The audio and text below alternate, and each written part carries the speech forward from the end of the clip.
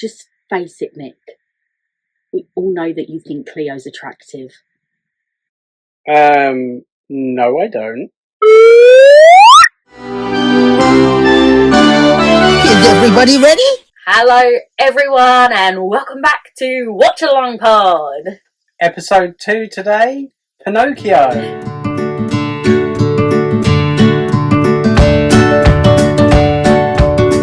Pinocchio. Nick, first thoughts on the film? Oh, I watched this film loads when I was a kid. Really? Yeah. It was one of my favourites at one point. With that said, I remembered none of this film. Great memory. Memory of a fish. Yeah. So, did you enjoy rewatching? I did. There were a lot of things that I had totally forgotten. Yeah. Some of my favourite scenes had totally wiped from my memory until I rewatched it and it all came flooding back. How could they be your favourite scene then? It's been a long time since I've seen these. How do you feel before this viewing? Before the viewing, I wouldn't say I had much love or hate for it. Like, just one of those films that's like, yeah, Pinocchio, one of the classics, great. I like the ride at Disney. That's probably my most, memories of the film, really, is going on the ride at Disney. But I watched it and I got quite bored halfway through. No. I don't know if it was just, I don't know. I just didn't, I loved up until a certain point and then I was like, how much longer have I got left? Pinocchio released in 1940. 1940. It was in the middle of World War II. Yeah. And I feel like it's got quite a lot of dark motifs and things in it. And I think that does probably reflect on the time it was released. Like, to be honest, if I was in the war, I'd be wanting something a bit more uplifting. It feels very depressing. I mean, who as a child could watch that film and not be absolutely terrified about being turned into a donkey? I don't know a single person who ever says that they weren't terrified of the donkey scene. It's horrifying. And it's when I was a kid, I watched An American Werewolf in London far before I probably should have. Thanks, Mum. But there's a scene in that film where the main character transforms into a werewolf. Yep. And it's so grotesque. Like, the body horror is so frightening. And I remember, as a kid, being just as frightened of the donkey transformation scene. It is terrifying. I think it's because it feels like, this may sound stupid, but it feels like it could be real. I know we're not going to turn into a donkey, but I feel like as a child, it feels like it could be real. Yeah. Like, if you do something bad, you're going to turn into a donkey. And I can understand the message behind that. But I'm not sure fear is the way to get kids to do what you want. I think it's a perfect way. It worked for my kid.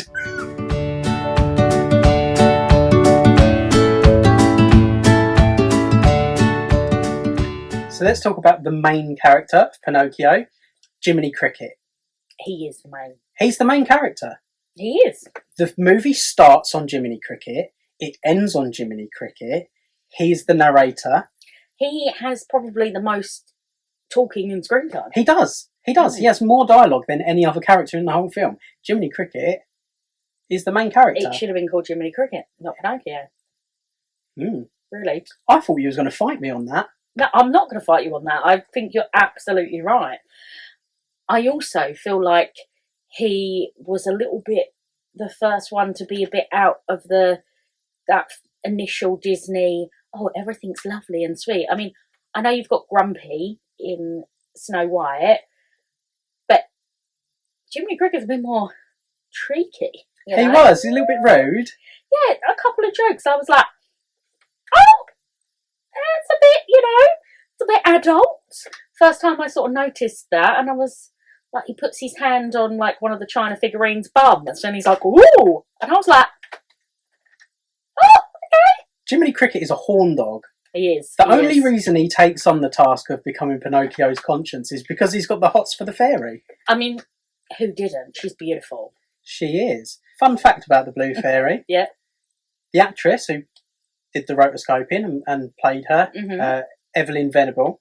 Okay. She was the original model for the Columbia Studios movie opening. You know, the lady who stands there with the torch? Yeah, that was her. Yep. And now you know. Both iconic. She's just an icon in her own right. Yep. Jiminy Cricket. Is he your favourite character? In this film? Mm-hmm. Not ever. No, he doesn't. He's not even on that scale. Is Jiminy Cricket my favourite character in this film? No. I think he's up there for me. Yeah. I'm not sure he's my favourite, but as a character, I like him. As a conscience, he's awful. Oh, he's terrible. He got a medal. Which he should not have got. No. I disagree with the not. Blue Fairy on that. Yeah, he did nothing. He constantly loses Pinocchio. And then at one point he's like, he's decided to go for a different life. I'll just let him do it. There's a bit where he gets really angry at Pinocchio and he's like, after all I've done for you, he's done nothing for Pinocchio at this point in the film other than fail him. Did you find out from our discussion last week, Jiminy Cricket? As a matter of fact, I did.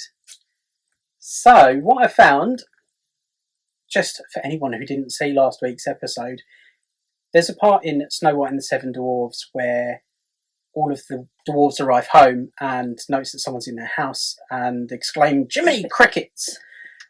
And we wasn't sure whether that was coincidence or planned. Yeah, foreshadowing for the next film. So what I found was that back then, people used to use the phrase Jiminy Crickets instead of Jesus Christ. Right. Because they didn't want to blaspheme. So it was like an exclamation, the letters are the same, JC. Yeah. Okay. That's why people said Jiminy Cricket. I mean, there's a lot of things that you could have said instead with JC, but sure. Okay, give me some examples. Well, Jiminy Cricket is something made up. You could have had James Cricket or, like, I don't know, what other J names? Julian. There's plenty of names, but I think Jiminy was a good one. Julius Caesar! That's what I'm going to say now. I think Jiminy Cricket I like Julius is more Caesar. impactful. But yeah, there we go. There's the story of why they say Jiminy Cricket. What about our other lead, Pinocchio? I'm not really keen on Pinocchio. I feel sorry for Pinocchio in a lot of it. Really? He is like a newborn baby that doesn't understand anything. He's been alive for 5 seconds and we're sending him out into the world like a lamb to the slaughter. I do feel for him because I'm like, he doesn't know. He gets told, come on, let's be an actor. And he's like, great. And come on, let's go to the fair. Great. Like, you think if you knew nothing about the world, those things would sound good. He's very easily led. And because he has no, like, he's not got, well, I don't want to say he's not got a brain. That sounds horrible. But, like, he's a little wooden head. He's a little wooden head.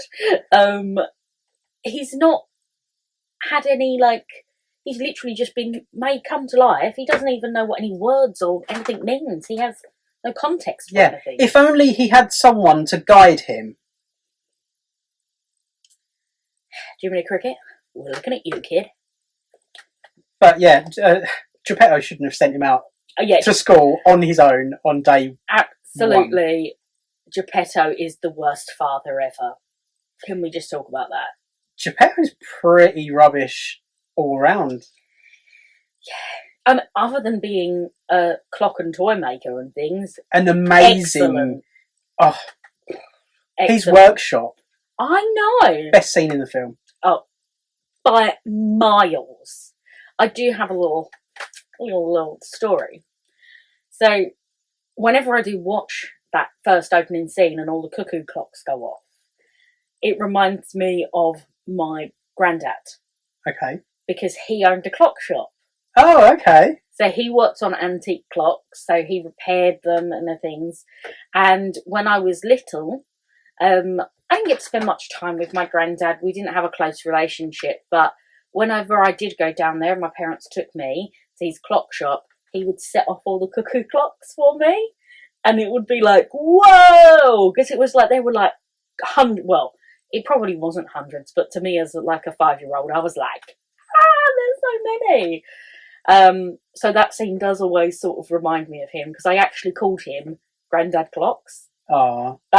And he's not with us anymore, but I would still, my whole life, I've always referred to him as Grandad Clocks, because he had the clocks. So it always, that first bit scene, I'm always like, Grandad Clocks. Yeah. But I bet Grandad Clocks were nowhere near as weird. No. Can we talk about some of the clocks and music boxes in that workshop? Some are not culturally appropriate nowadays. No, they're not. They're got a couple of insensitive stereotypes. We have. But the one that really gets me is the mum with the boy with his pants down, smacking his bum. I'm like, why would you make a clock of that?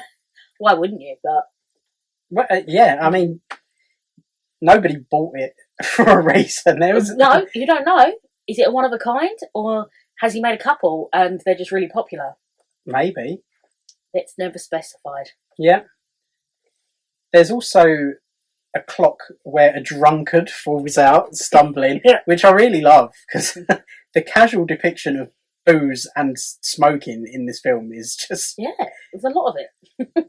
It's so old-fashioned, Yeah. because could never show that in a family film these days. I like the clock where they come out and go round in the circle, and Jiminy Cricket tries to follow the girl, and he's like, and then the door shuts, and he's like, Yeah. He walks into it, Yeah. slams in his face. Yeah, thought he'd got that girl. I know. Home dog. Horn dog. Home cricket. So I feel sad for Geppetto. I mean, he wants a real boy, and there's a really easy accusation that people make that we're not going to mention. But to me, I never saw that. I don't think as a kid you see that, but as an adult, when you see this grown older man going, I just want a little boy, you do suddenly go, yeah, it's a bit suspect. But I mean, he's an old man. yes. He doesn't have a wife that we know of. Maybe she's dead. Maybe she is. But he's lonely. He's lonely. He just wants a boy. This isn't sounding any better No, the more I explain not making it any better. No. I think if you look at it through today's glasses, it does sound really suspicious, and everybody's going to be like, But I think, winding back the clock, I think it was meant to be an innocent, he was lonely, he'd always wanted a child, but never had the chance to have a child. Maybe he'd never found a woman that would love him, you know? Or maybe he'd been too engrossed in his work and making the weird clocks. And he just never had the chance to have that child. But it is, I do feel sorry for him, but he is a bad father. First day the kid's alive. Oh, off to school on your own, mate. Don't know the way, that's all right, just keep going. What? He's literally sending him out for a lamb for the slaughter. Irresponsible. Maybe Geppetto did have children and they were all taken away by social services.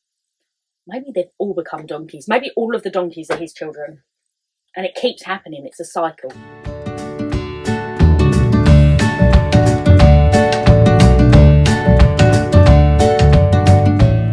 Topic I would like to discuss, Nick, is the animals within Pinocchio. Okay. First off, Geppetto should not own animals. Absolutely not. He abuses them. He uses a little wooden puppet to kick his cat. He nearly, chokes the poor fish to death in the soot that he puts in the fire in there. And don't give him animals, guys. Don't. And also, that makes it even more questionable about his parenting skills. Yeah, he's not fit to look after anyone but himself. But the animals in this, two biggest ones, Cleo and Figaro. Figaro. Figaro. I love Figaro. Oh, Figaro there. I think when you actually rewatch it as an adult, you realise he is the starting point for all sassy Disney animal sidekicks that ever come along. He is the blueprint that they are made from.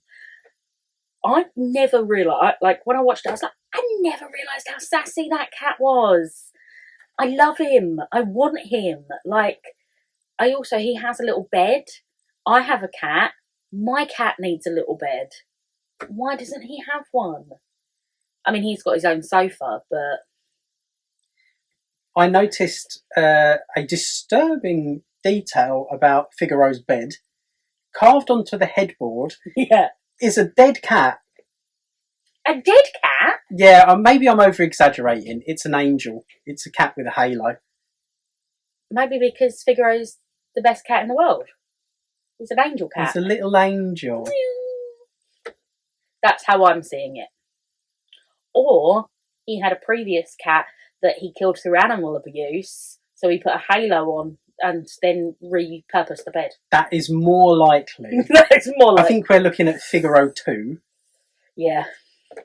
But he is a very, very sassy cat. When gets into bed with Geppetto, and then also Pinocchio gets into bed and he's and he pulls the covers over himself, I was like, that is sass. That is a sassy, sassy cat. That is the most accurate representation of a cat I've ever seen. Yeah, it really is. It really is. I love it. I think Disney love making sassy animals. Yeah, sassy, non-speaking. Miko in Pocahontas. Okay. I didn't know. Which one's Miko? Is that the hummingbird? No, that's Flip. I'm sorry. Who's this guy? But other than the sassy animals, there is one thing that I do have to seriously talk about. The sexualization of a fish. Are you sure about that? Explain yourself. They have sexualized Cleo to the extreme. She's batting her eyelids and woo, look at me. She is trying to be a sexy fish. And I'm like,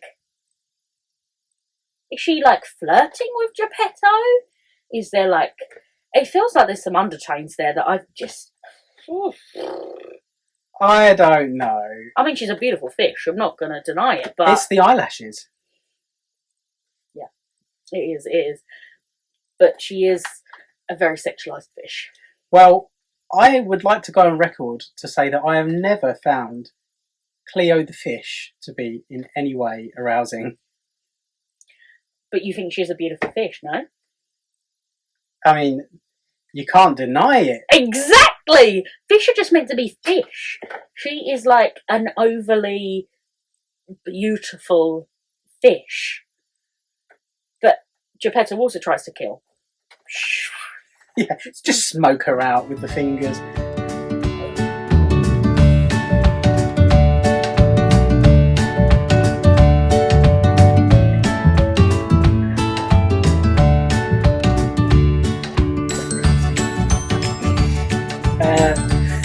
Don't you bloody let that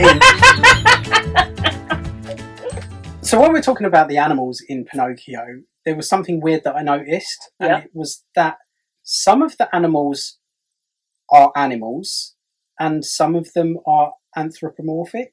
They walk on their hind legs, they talk. Yeah. And it's like a Goofy and Pluto situation. Yeah. Yeah. Is what's his face, the evil guy, a fox? What's his face? I have no interest in his name. His name, I've already forgotten, is J. Worthington Foulfellow. Doesn't he call himself Honest John? Yes, but you did know his name. Yeah, after you said that, I suddenly...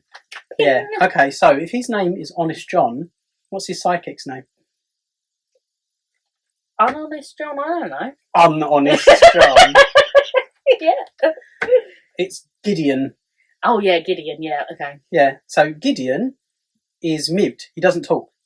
But he does hiccup, and the voice of Gideon's hiccups is Mel Blanc, who was the original voice for Bugs Bunny and many other Warner Brothers characters. There you go, fact fans.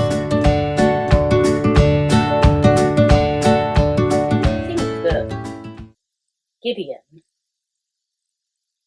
this has just come to me, and Honest John, or whatever his name is, could be experiments from the early days of the donkey people, which is why he can talk, but Gideon can only hiccup, because they were once boys that got transformed. And I don't know. That's why they're more human than the real, like the animals. Maybe? I think that's an excellent theory. I think it's a stretch. Why is it a stretch? Well, I don't know. They turn boys into donkeys. Why wouldn't they turn them into a fox? We don't know how Pleasure Island works, let's face it. Well, exactly. I think they went to Pleasure Island when they were kids and escaped before the full transformation, and now they're evil. Maybe. Are they evil? They're conniving. Sly, like a fox. Like a fox. I think they could just be early versions of the donkeys. I don't think they are. I think the donkey thing is like, don't be a jackass. Yeah. They literally say that in the film. I know, I was really shocked by that, because I was like, would that have not been like swearing or like an inappropriate word? Apparently it wouldn't have been at that time. I think with the jack at the start, Yeah. it means it's a type of donkey. Yeah. But I think my theory is correct. I think that was the early days. They hadn't quite thought donkeys would be the way to go. Because if you actually look where they're shipping the donkeys, they're shipping them out to be work mules. They are. So maybe early on they were like, right, let's see what animals we can do, what we can get money for. Let's send a cat and a fox down the mine. I'm sure that would make loads of money. Well, cats are very, small. They can get into a lot of places. Foxes can dig really well. So maybe they thought early on, maybe they turned them all to foxes, had them all dig all the mines, and then they got rid of the foxes. They were like, we don't need those now. So I'm making a whole backstory here. Yeah. And he's just trashing it. I think it needs some work.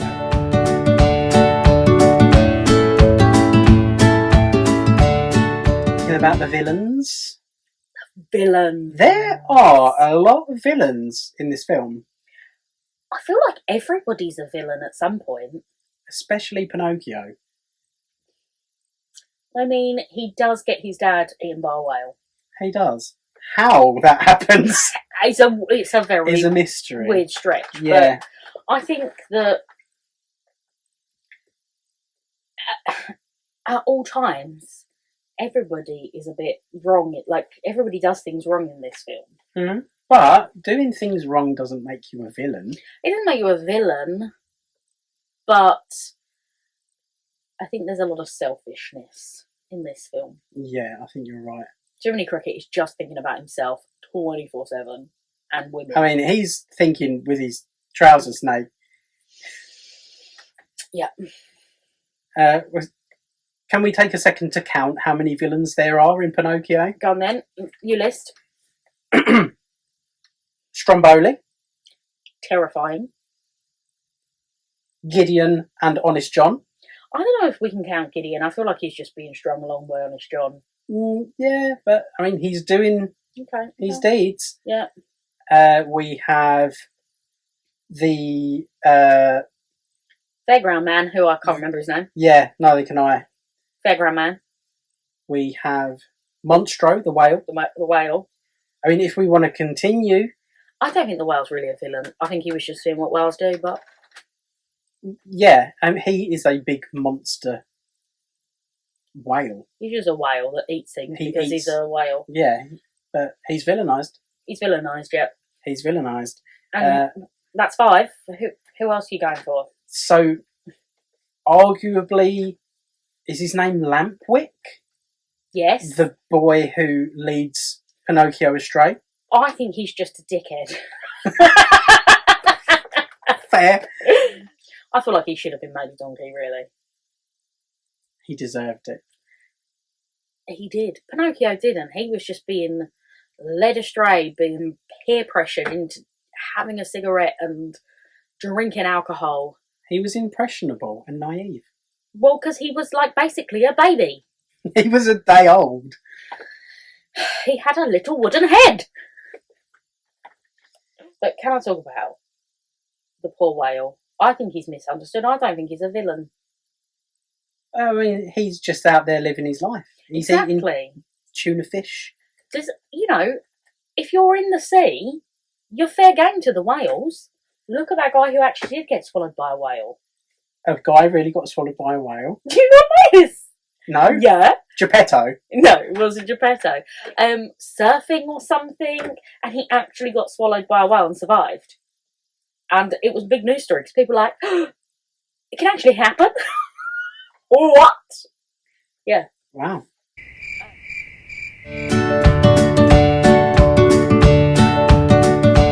So, what are your thoughts on Pleasure Island, Nick? Pleasure Island seems like hella fun. I know! They've got a fun fair, they've got inflatable clowns, they've got a tent where you can just go and fight people. It does sound good. It's like The Purge. I also feel it's strange that they depict sort of like a fun fair place as a bad place to go, and then they built Disneyland. But you want to go to Pleasure Island? Okay, I can't say that. Hey, buy me a drink first, jeez.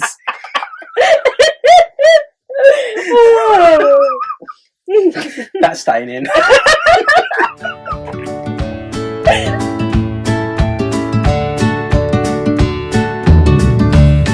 So it would be a classic Disney film without some good songs. We love the songs. Oh. Unfortunately, there aren't many in this. No, I think that's why I got bored, because I was like, we had some songs. Did you notice? Snow White? Whistle While You Work? Pinocchio? Give it a whistle. Like, what's their obsession with whistling? Dunno. Obviously, when you wish. You wish upon a star. Beautiful song. Beautiful song. Yeah. And the fact that the film opens with the song while we have the credits playing. Yeah. I think it leads in to the tone, not just of this film, but of Disney. Yes, definitely. And I think that the reason it has stood the test of time is because it is just, it's pure and innocent and just, it has that great feel to it, doesn't it? And it's sort of, it's that feeling of longing and wishing and believing that anything can come true. Yeah. And following your dreams. I think that's what everybody wants. They want to believe that they can wish upon a star. And the impossible can become possible.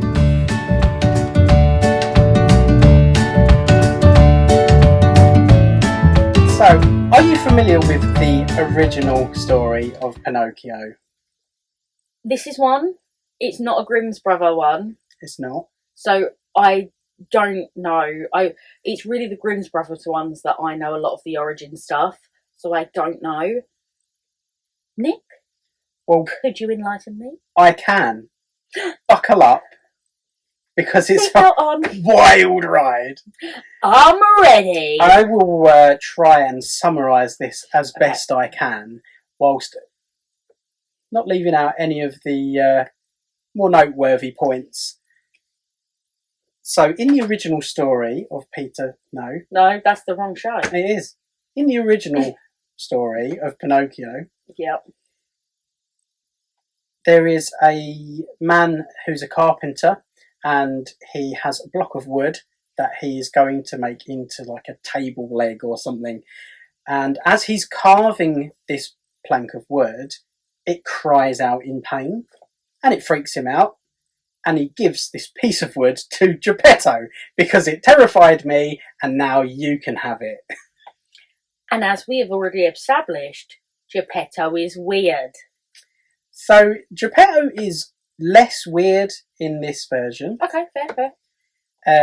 He wants to become a puppeteer.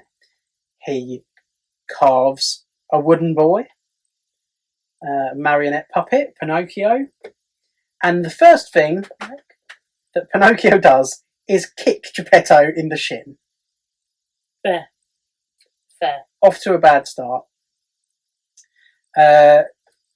As soon as Pinocchio learns to walk, he immediately runs away from home and convinces a policeman that Geppetto's abusing him. So the police take Pinocchio away from Geppetto. No, Maybe that's the true story, though. the police put Geppetto in prison. Where he belongs. So Pinocchio then meets who we know to be Honest John and Gideon. They're a fox who is lame, like he's got like a limpy leg or something like that, and a cat who is deaf. Random, okay. Yeah? So in the Disney version, instead of being deaf, they made Gideon mute. For some reason, I don't know why. But yeah, they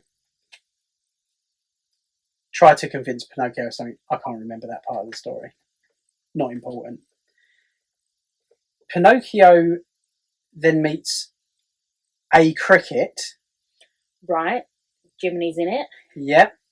But he's nameless. He's not named Jiminy. He is just a cricket who Random. tries to tell Pinocchio to behave. And Pinocchio responds to that by throwing a hammer at the cricket and killing him. Anyway, some more stuff happens, and the first book ends with Pinocchio being hung, while Honest John, or the wolf, and the cat watch. But he's a little wooden boy, so it's not really going to kill him. Splitting hairs. Splitting wood. Hey! Terrible. But audiences wanted to see Pinocchio have a redemption. Fair. So the writer was then commissioned to make more, and he went on to write like a series, which then followed the story a bit more closely to what we know. We go into Stromboli and things like that. But the ghost of Jiminy Cricket comes back a few times. So yeah, it's a really wild story and quite dark. So really, he's a naughty boy. He is. Yeah, he's horrible. But clearly learnt that from Geppetto.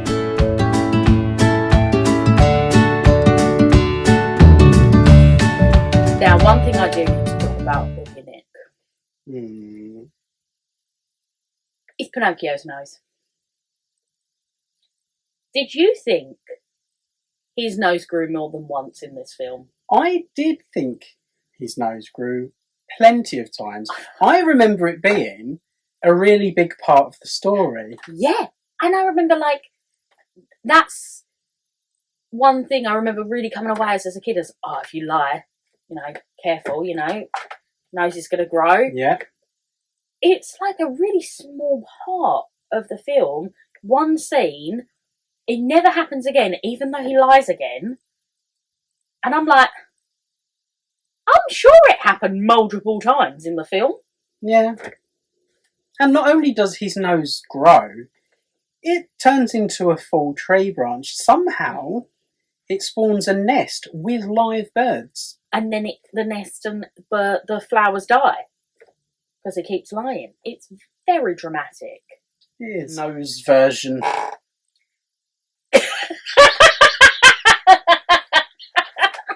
It was the chair.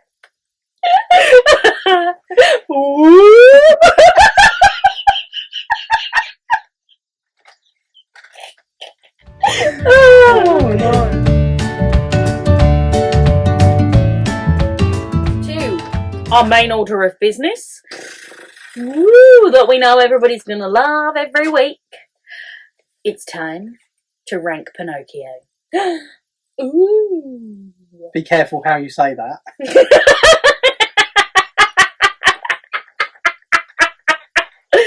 Whoa! It's time to rank Pinocchio. So, there's our little Pinocchio Wooden head. card. Our little wooden head. Pinocchio. What do we film? So let's remind ourselves. We had Snow White at number 50. Personally, for me, it's lower. Oh, we're having our first disagreement over the rankings. I personally feel like Pinocchio is a bit better than Snow White. Not by a lot. I think the animation's better and the storyboarding's better, but overall as a film, I would watch, if somebody said you've either got to watch Pinocchio or Snow White, Snow White every time. Okay.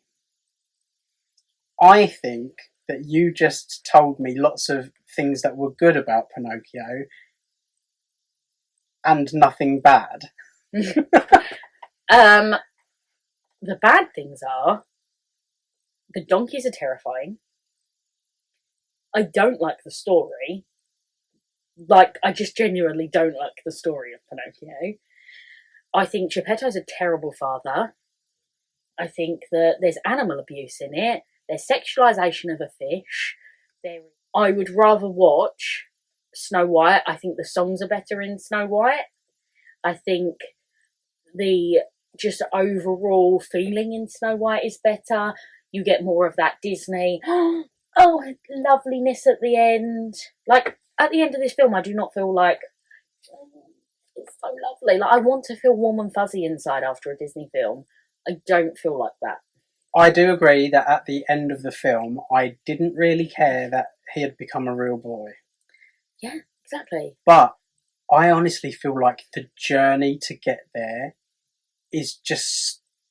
so much happens. They spend too much time under the sea. And there's no crab singing.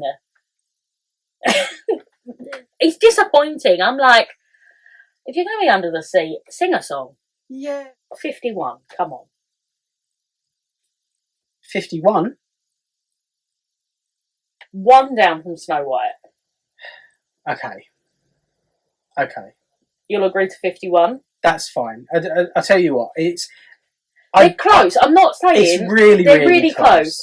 But for me personally, I cannot put it above Snow White. Maybe because there's no princess in it. You feel more strongly about this than I do. I personally feel that Pinocchio is a better film. 51. Can we agree on 51?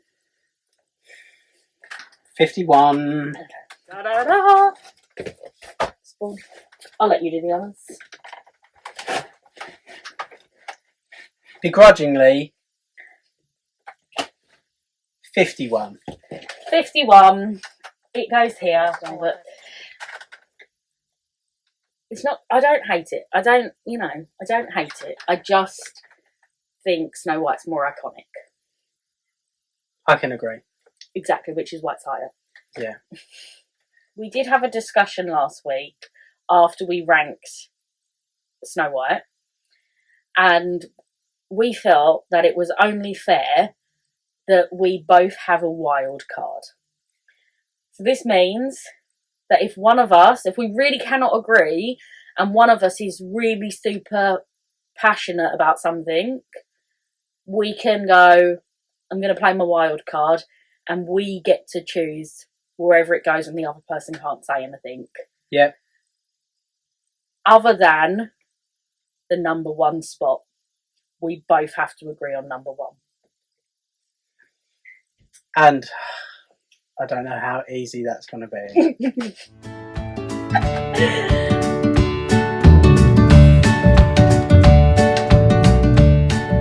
Next week, we will be watching Fantasia. Thanks for joining us again. Don't forget to tune in next week. And remember, you're never too old to be young. Is everybody ready?